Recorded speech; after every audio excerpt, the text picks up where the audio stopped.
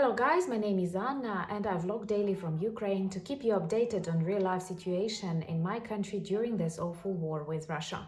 If you support Ukraine and you want to witness our victory together in a beautiful community of my channel, please subscribe. Today we were all waiting for the decision of the NATO, and after the decision of the NATO we have to continue waiting. I will be a little bit emotional today because my country goes through a very difficult period of life. We are extremely grateful for the support of our allies, but at the same, we believe that many still underestimate Ukraine. I don't want to bring my personal memories into that, but honestly, I often feel humiliated when I have to cross borders and show my bags, demonstrate what is in my cosmetics, and prove that I am not going to escape in the European Union. I never had this plan. I come from normal family, I earn money, and I have my ambitions inside my country. I love traveling, but I feel humiliated sometimes when crossing the borders and passing the customs.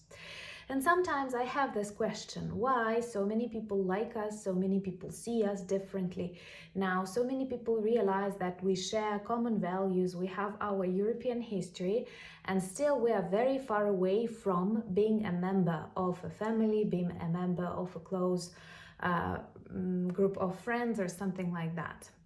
Even before the war, I was asking some people and they were telling like maybe they are afraid of the ghost of communism, or maybe they don't want to provoke Russia. And now I still have these questions like Russia is doing whatever it wants to my beautiful country. It bombs us, it applies all kinds of weapons, it invades, crosses the borders, threatens the world, it hijacks electric atomic power station, it executes people, and still many people believe that Ukrainians who withstand second largest army in the world, Ukrainians who were able to protect their borders when many other countries, I'm sorry, even those who belong to NATO, but without help of all allies, would definitely surrender and disappear. We are making lots of miracles, and these miracles are based on human sacrifices, on bravery, and on those values that are written in the books, but they are written in our hearts, in our minds, and our daily life is totally different from yours. And we still have to prove something. We still have lots of conditions we have to fulfill to show that we are worth it. And this makes me angry and disappointed. This does not take away the gratitude to the countries that support us and the peoples that support us. But from the other point of view, I still do not understand why was it so difficult to invite Ukraine to NATO. To those of you who are not very attentive and do not watch videos till the end, I would like to stress I understand that the country at war cannot become a member of NATO, and we have to wait until our victory. But the invitation is not equal to membership. Before membership, you pass a certain period of time as an invited country, adopting your legislation and your army to the standards of NATO. We are not yet invited. Good news, or I don't know how to understand them, is that plan that typically is developed for each specific country before entering NATO will not be applied to Ukraine, and we can be invited and become members without this plan. So this is like a breakthrough.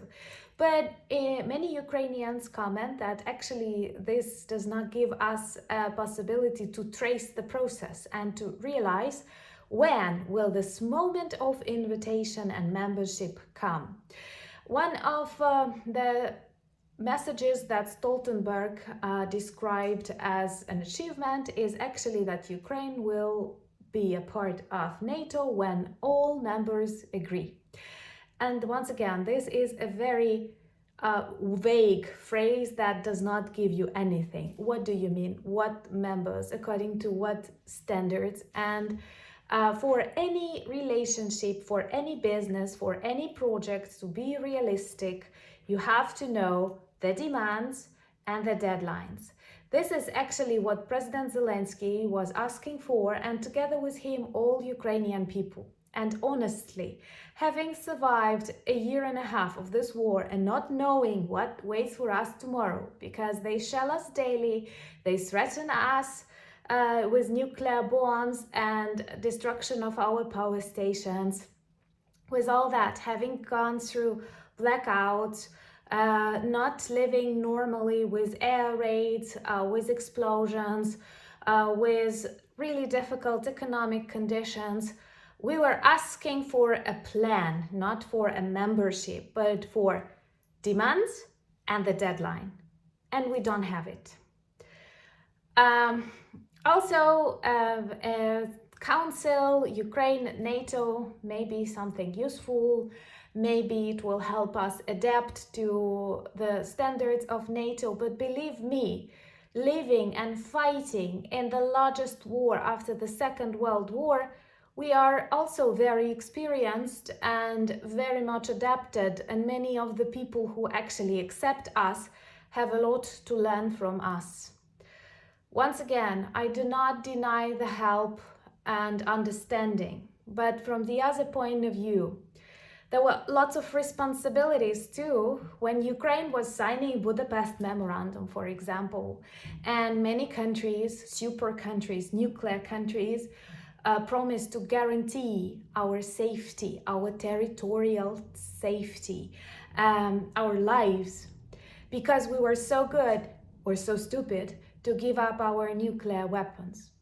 And in return, we received nothing. And I don't know why at this moment, those people who speak about standards forget about the standards they have broken, forget about the agreements they do not fulfill. And I really feel like a little bit humiliated, and I feel this injustice. I do understand we cannot become a member of NATO during war, but we could have a plan, a strategy, and a deadline. We don't have it. I will compare it, as a teacher, you know, I like giving illustrations. I will compare it to relationship. When like people are waiting for commitment or something and they receive these vague promises, some are ready to wait, others not, and they lose passion and feeling. In Ukrainian tradition, we like don't date for decades.